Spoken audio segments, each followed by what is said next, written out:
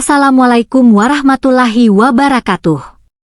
Selamat datang di Memang Mudah Channel. Setiap orang punya cerita, tapi tidak semua orang menyadari bahwa di balik setiap kesulitan, selalu ada benih keberhasilan yang sedang tumbuh.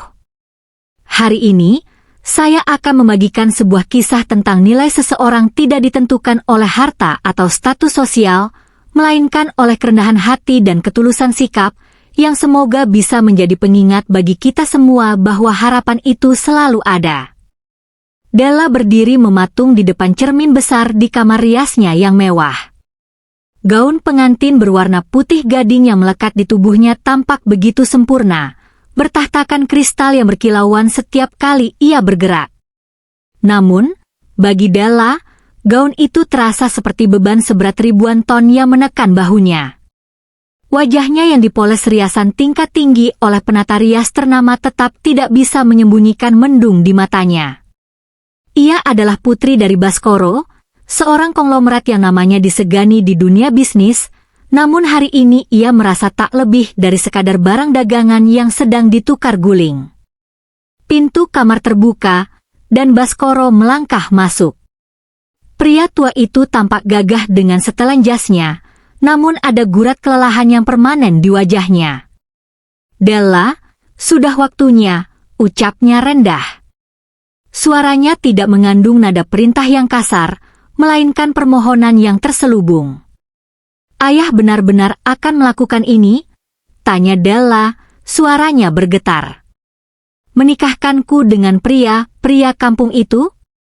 Ayah, aku punya karir, aku punya lingkungan sosial. Apa yang akan dikatakan teman-temanku jika mereka tahu suamiku adalah seseorang yang bahkan tidak tahu cara memegang garpu dengan benar? Baskoro menghela napas panjang, ia mendekat dan memegang bahu putrinya. Rian bukan orang sembarangan bagi ayah, Della.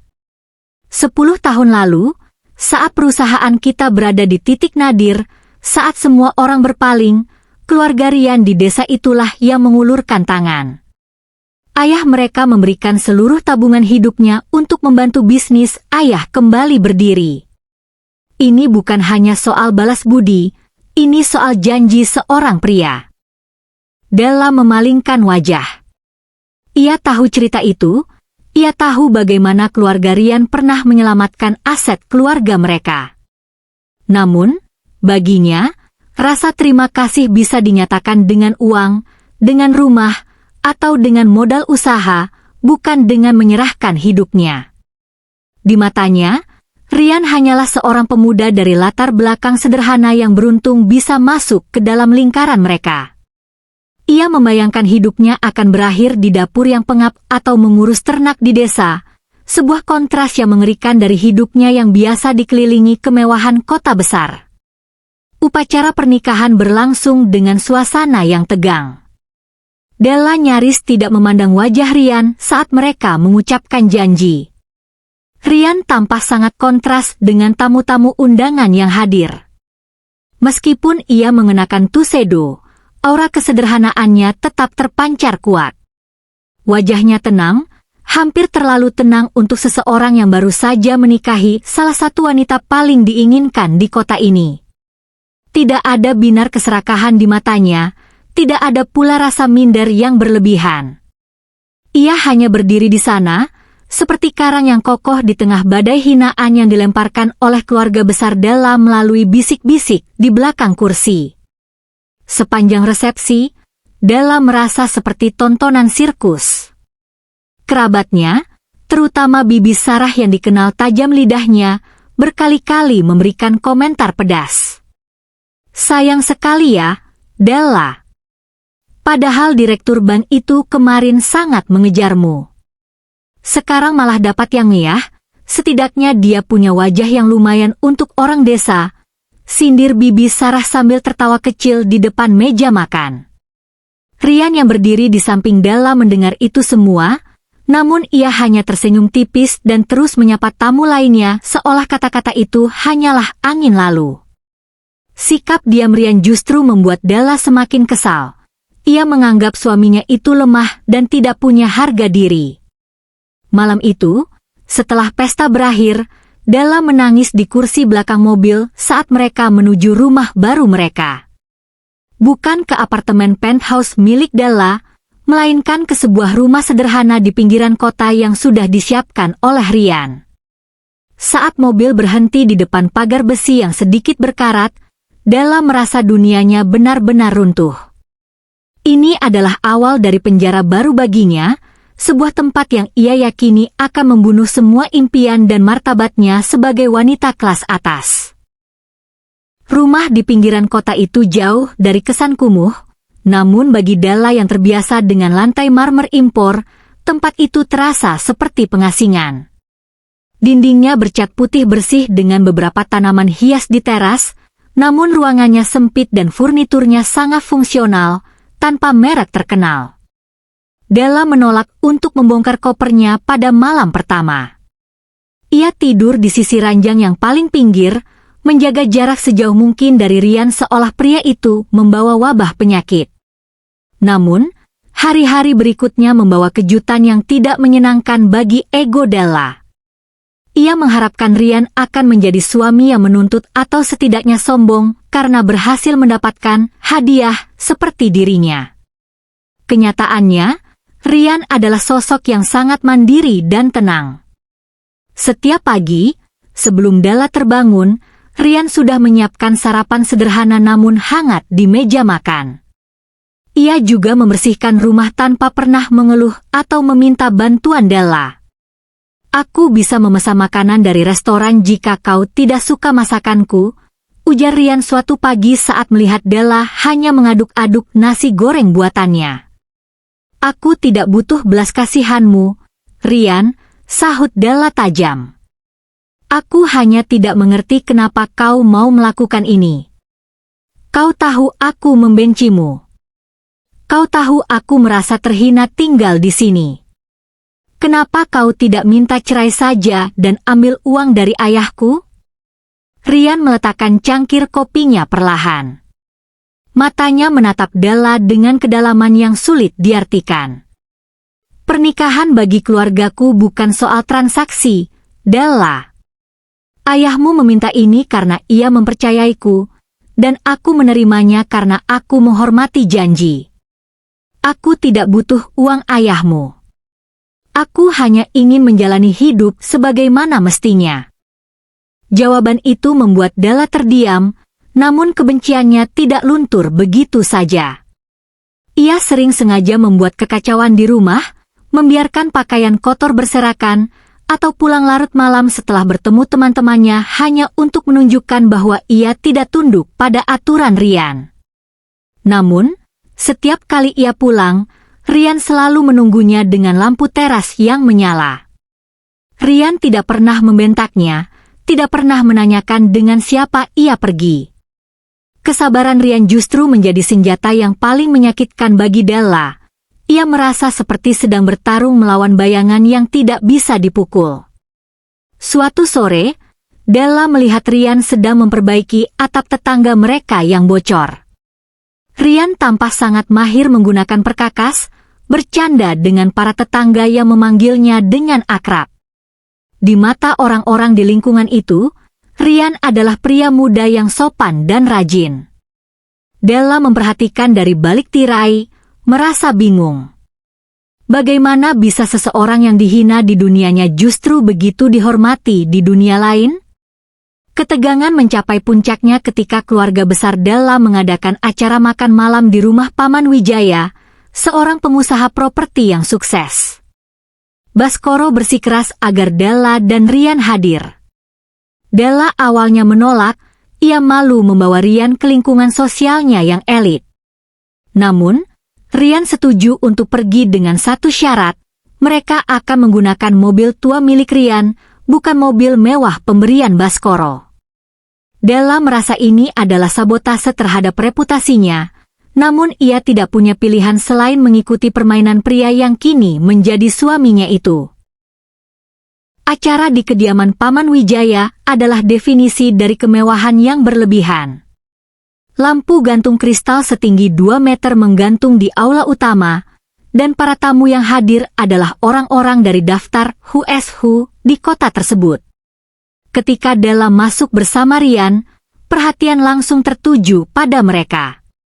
Ryan mengenakan kemeja batik yang rapi namun sederhana, sementara Della berusaha tampil seanggun mungkin meski hatinya mencelos melihat tatapan meremehkan dari sepupu-sepupunya. Paman Wijaya, yang sedang memegang gelas wine, menghampiri mereka dengan senyum yang tidak sampai ke mata. "Ah, pengantin baru kita. Bagaimana kehidupan di mana itu tempat tinggal kalian? Pinggiran kota ya? Pasti sangat eksotis bagi Della yang terbiasa di pusat kota." Tawa kecil pecah di sekitar mereka. Della mengepalkan tangannya di samping tubuh. Ia ingin meledak, ingin berteriak bahwa ini semua bukan kemauannya. Namun Ryan hanya mengangguk sopan. "Sangat tenang di sana, Paman. Udara pagi jauh lebih segar daripada di tengah kota." Tentu saja, udara pedesaan memang cocok untuk orang dengan pekerjaan yang apa sebenarnya pekerjaanmu sekarang, Ryan? Tanya seorang sepupu Della yang bernama Andre. Andre selalu iri pada Della dan sekarang ia menemukan celah untuk menjatuhkannya. "Aku dengar kau sering terlihat di pasar atau bengkel. Apa kau sekarang menjadi kontraktor bangunan kecil-kecilan?" "Aku hanya mengerjakan apa yang perlu dikerjakan, Andre," jawab Ryan pendek. Ia tidak mencoba membela diri atau memamerkan apapun. Bagi para tamu, diamnya Ryan dianggap sebagai konfirmasi bahwa ia memang tidak punya jabatan atau karir yang layak dibanggakan. Della merasa wajahnya memanas. Sepanjang malam, ia harus mendengarkan sindiran demi sindiran. Ia melihat ayahnya, Baskoro, tampak tidak nyaman namun tidak bisa berbuat banyak karena Ryan sendiri yang meminta untuk tidak mencampuri urusannya. Della merasa malu yang luar biasa. Namun di saat yang sama, ia mulai memperhatikan sesuatu yang aneh. Di tengah semua hinaan itu, Ryan tetap berdiri tegak. Ia tidak tampak gemetar, ia tidak tampak terintimidasi. Ada sebuah aura otoritas yang tersembunyi di balik kesederhanaannya, sesuatu yang hanya dimiliki oleh orang-orang yang sudah selesai dengan urusan harga diri mereka. Di sudut ruangan, Della melihat Ryan sedang berbicara dengan seorang pelayan yang tampak kesulitan membawa nampan besar.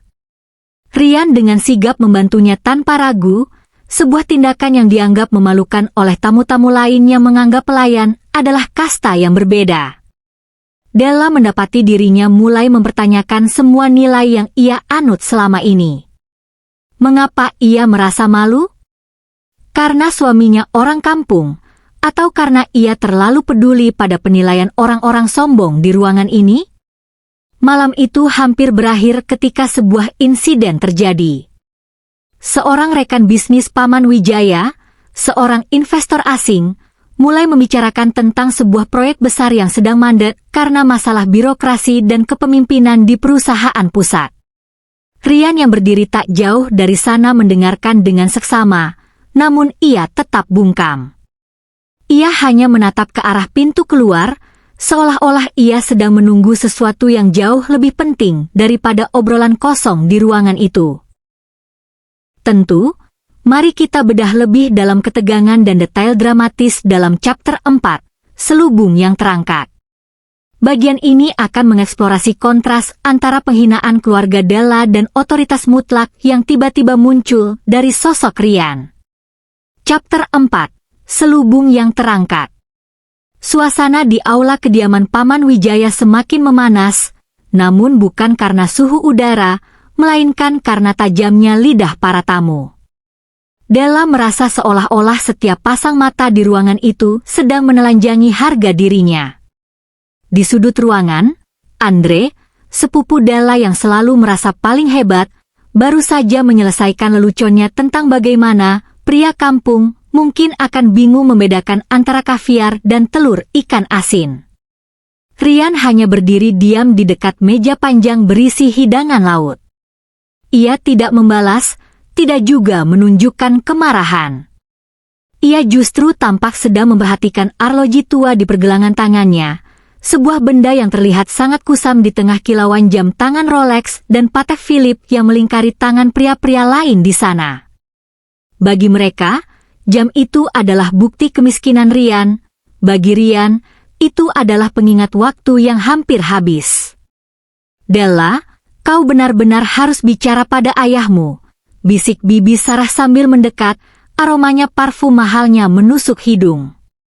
Membantu keluarga orang ini adalah satu hal, tapi membiarkanmu hidup dalam kemiskinan seperti ini? Lihat dia, bahkan untuk membela istrinya dari ejekan Andre saja dia tidak mampu. Dia pria tanpa tulang punggung. Della ingin membela Rian, atau mungkin membela dirinya sendiri, tetapi tenggorokannya terasa tersumbat. Namun, tepat saat Paman Wijaya hendak memulai pidato sambutannya, pintu ganda kayu jati setinggi 3 meter di depan aula terbuka dengan dentuman yang cukup keras untuk menghentikan semua percakapan. 2 orang pria masuk. Mereka tidak mengenakan batik seperti tamu lainnya, melainkan setelan jas hitam bespoke yang potongannya sangat presisi. Langkah sepatu kulit mereka bergema di atas lantai marmer, menciptakan irama yang menuntut perhatian. Di belakang mereka, berdiri beberapa pria lagi yang tampak seperti tim pengamanan profesional dengan RPC yang terpasang rapi. Paman Wijaya, yang merasa sebagai penguasa rumah, melangkah maju dengan kening berkerut. "Maaf, siapa kalian? Ini adalah acara pribadi. Jika kalian mencari bagian catering, pintu masuknya ada di samping." Kedua pria itu bahkan tidak menoleh ke arah Paman Wijaya. Mata mereka yang tajam menyisir ruangan dengan kecepatan predator, melewati kerumunan orang-orang kaya kota itu seolah-olah mereka hanya bayangan tak berarti. Hingga akhirnya, pandangan mereka terkunci pada sosok yang sedang berdiri tenang di pojok ruangan, masih memegang gelas air mineralnya. "Target teridentifikasi," gumam salah satu dari mereka ke arah kerah bajunya. Mereka berjalan lurus menuju Rian. Para tamu memberikan jalan secara otomatis, terintimidasi oleh aura otoritas yang dibawa kedua orang asing ini. Di depan Rian, kedua pria itu berhenti secara bersamaan, menegakkan tubuh, lalu membungkuk sangat dalam, sebuah penghormatan yang hanya diberikan kepada atasan tertinggi atau seorang raja. "Mohon maaf yang sebesar-besarnya atas kelancangan kami mengganggu acara Anda, Pak Rian," ucap pria yang lebih tua, suaranya bariton dan sangat formal. Situasi di pusat sudah mencapai titik kritis. Dewan direksi tidak berani mengambil keputusan tanpa tanda tangan basah Anda. Kami telah menyiapkan jalur udara tercepat. Seluruh ruangan mendadak senyap. Suara bisikan bibi Sarah terhenti di udara. Paman Wijaya yang tadi sombong kini berdiri mematung dengan mulut sedikit terbuka. "Aku sudah katakan pada sekretarisku, aku tidak ingin diganggu selama 1 bulan ini," suara Rian terdengar. Namun, itu bukan lagi suara lembut dan sabar yang selama ini didengar Della di rumah kecil mereka. Suara itu kini berat, dingin, dan memancarkan kekuasaan yang mutlak. Apa direktur operasional tidak bisa menangani masalah internal Wardana Group sendirian? Mendengar nama Wardana Group, Andre hampir menjatuhkan gelas wine-nya. Wardana Group bukan sekadar perusahaan, itu adalah raksasa yang menguasai sektor energi dan teknologi di seluruh Asia. Mendengar nama itu disebut dalam konteks di mana Rian adalah atasannya, rasanya seperti mendengar bahwa seorang pelayan ternyata adalah pemilik kerajaan. Krisis ini melibatkan akuisisi di Singapura, Pak. Mereka hanya ingin bicara dengan pemilik mayoritas saham. "Hanya Anda?" jawab pengawal itu lagi dengan nada mendesak. Rian menghela napas panjang, sebuah ekspresi ketidaksenangan yang halus. Ia kemudian menoleh ke arah Della yang masih berdiri kaku seperti patung lilin. Tatapan Rian melunak sesaat saat melihat mata istrinya yang berkaca-kaca karena bingung. "Della," panggil Rian. Ia melangkah mendekat. Orang-orang yang tadi menghinanya kini secara insting mundur selangkah, memberikan ruang seolah-olah ada garis api yang membatasi mereka dengan Rian. "Maafkan aku. Aku ingin memberitahumu dengan cara yang lebih baik, di waktu yang lebih tenang. Tapi duniaku sepertinya tidak mengizinkan aku bersembunyi lebih lama lagi." Paman Wijaya mencoba memecah kebisuan dengan suara gemetar. "Rian, maksudku, Pak Rian. Wardana Group? Kau adalah putra tunggal mendiang Pak Wardana yang misterius itu?" Rian menoleh sekilas, matanya menatap Paman Wijaya dengan tatapan yang membuat pria tua itu merasa sangat kecil. "Paman Wijaya, aku menghargai undangan makan malam ini. Namun, saran saya, lain kali pilihlah kata-kata Anda dengan lebih bijak saat berbicara tentang orang kampung. Karena terkadang, orang yang Anda anggap tidak punya apa-apa, adalah orang yang bisa membeli seluruh aset Anda hanya dengan satu instruksi telepon." Wajah Paman Wijaya memucat seketika. Andre di belakangnya tampak ingin menghilang dari muka bumi. Rian kembali menatap Della. Ia mengambil tangan Della, menciumnya dengan lembut di depan semua orang yang kini menahan napas. "Dua pengawal ini akan menjagamu malam ini. Besok pagi, sebuah mobil akan menjemputmu untuk membawamu ke kantor pusat. Sudah saatnya kau melihat sisi lain dari hidupku." Dengan gerakan yang sangat tenang namun penuh wibawa, Rian berbalik dan berjalan keluar aula. Kedua pria berjas hitam itu mengikuti di belakangnya seperti bayangan. Di luar gerbang, lampu-lampu rotator dari mobil pengawal mulai menyala, membelah kegelapan malam dengan kemewahan yang tak terbantahkan. Della tetap berdiri di sana, di tengah aula yang kini terasa sangat asing. Ia melihat kerabatnya, orang-orang yang tadi merasa sangat superior, kini saling pandang dengan rasa takut dan malu yang luar biasa. Della menyadari satu hal, suaminya bukanlah seorang pria yang sedang mencoba menjadi kaya. Ia adalah seorang pria yang sangat kaya yang sedang mencoba menjadi manusia biasa, dan ia baru saja menyaksikan topeng itu terlepas. Malam setelah kepergian Rian dari perjamuan Paman Wijaya terasa seperti mimpi buruk yang sangat panjang bagi Della. Ia tidak pulang ke rumah kecil mereka dengan taksi, melainkan dikawal oleh dua mobil hitam mengkilap yang menjaga setiap persimpangan jalan menuju pinggiran kota. Di dalam rumah yang biasanya terasa sempit dan menyesakan itu, Della kini terduduk di tepi ranjang. Keheningan ruangan itu mendadak terasa memekakkan telinga. Ia memandangi setiap sudut, rak sepatu kayu yang dibuat Rian sendiri, gorden murah yang ia keluhkan setiap pagi, dan dapur tempat Rian menyeduh kopi dengan tenang. Semua benda itu kini bicara lebih keras daripada kata-kata. Rian, pemilik Imperium Wardana Group, telah memilih untuk mencuci piring kotornya sendiri di sini.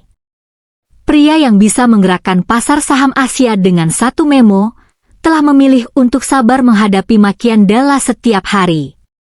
"Kenapa?" bisik Della pada kegelapan. Air mata mulai membasahi pipinya. Rasa malu yang ia rasakan bukan lagi karena status sosial Rian, melainkan karena kemiskinan moralnya sendiri. Ia menyadari bahwa selama ini dialah yang kampung, sempit pikirannya, dangkal hatinya, dan sombong karena sesuatu yang bahkan bukan hasil keringatnya sendiri. Keesokan paginya, sebuah sedan mewah berhenti di depan pagar besi yang sedikit berkarat. Seorang pria berseragam rapi turun dan membukakan pintu untuk Della. "Ibu Della, Pak Rian sudah menunggu Anda di kantor pusat," ucap sang sopir dengan nada sangat hormat. Perjalanan menuju pusat kota terasa berbeda.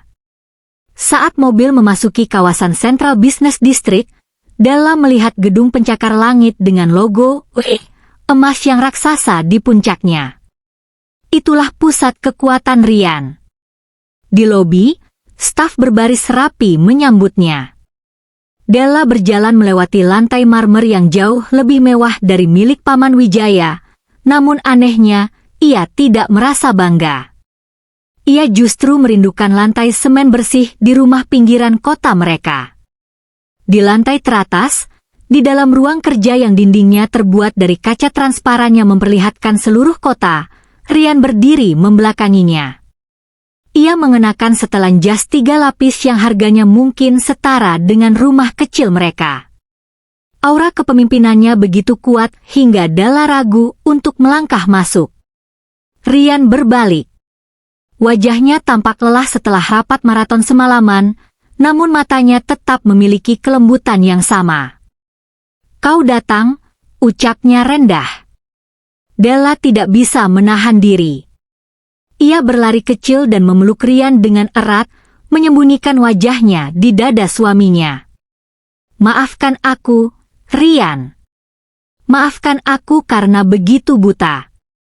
Aku bahkan tidak tahu siapa pria yang tidur di sampingku selama ini."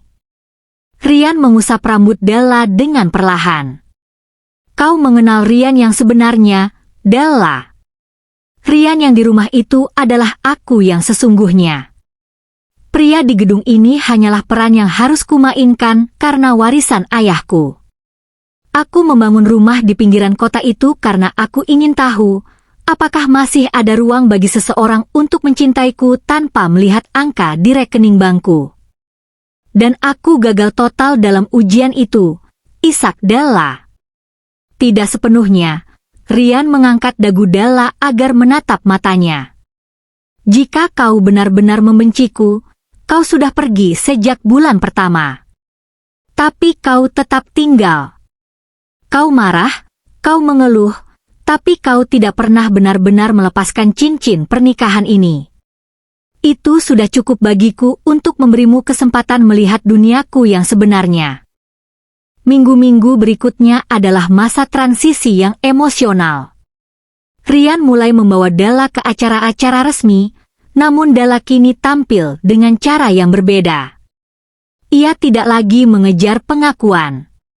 Saat Paman Wijaya dan Bibi Sarah mencoba mendekat dengan wajah menjilat di sebuah gala amal, Della hanya tersenyum tipis.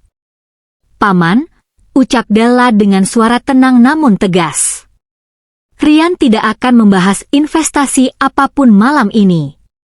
Kami di sini untuk mendonasikan dana bagi pembangunan sekolah di desa asal keluarga Rian. Jika Paman ingin bergabung, silakan isi formulir donasinya, bukan proposal bisnisnya." Paman Wijaya hanya bisa mengangguk kaku, menyadari bahwa keponakannya telah berubah menjadi wanita yang memiliki martabat yang jauh lebih tinggi dari sekadar harta. Transformasi terbesar terjadi saat mereka memutuskan untuk tetap mempertahankan rumah di pinggiran kota tersebut.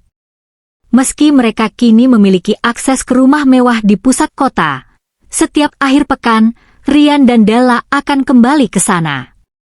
Della mulai belajar memasak dari resep ibu Rian di desa, sementara Rian tetap menjadi pria yang memperbaiki atap tetangga yang bocor. Suatu sore, saat mereka duduk di teras sambil menikmati teh hangat, bukan sampahnya mahal, Della menyandarkan kepalanya di bahu Rian. "Kau tahu, Rian? Aku dulu berpikir bahwa menikah denganmu adalah sebuah hukuman atas dosa-dosaku." Rian terkekeh pelan. "Lalu sekarang? Sekarang aku sadar bahwa pernikahan ini adalah cara Tuhan menyelamatkanku dari diriku yang lama. Terima kasih karena tetap menjadi pria kampung yang sabar, bahkan saat aku menjadi wanita kota yang menyebalkan," ujar Della tulus. Rian mengecup kening istrinya. Di balik gedung-gedung tinggi yang tampak di kejauhan, matahari terbenam memberikan warna keemasan pada rumah sederhana mereka. Di sana, di antara pagar berkarat dan tanaman hias yang bersahaja, Della akhirnya menemukan kemewahan yang tidak bisa dibeli oleh Wardana Group sekalipun, kedamaian hati dan cinta yang tidak mengenal kasta. Cerita mereka bukan lagi tentang identitas yang terungkap, melainkan tentang dua jiwa yang akhirnya menemukan jalan pulang.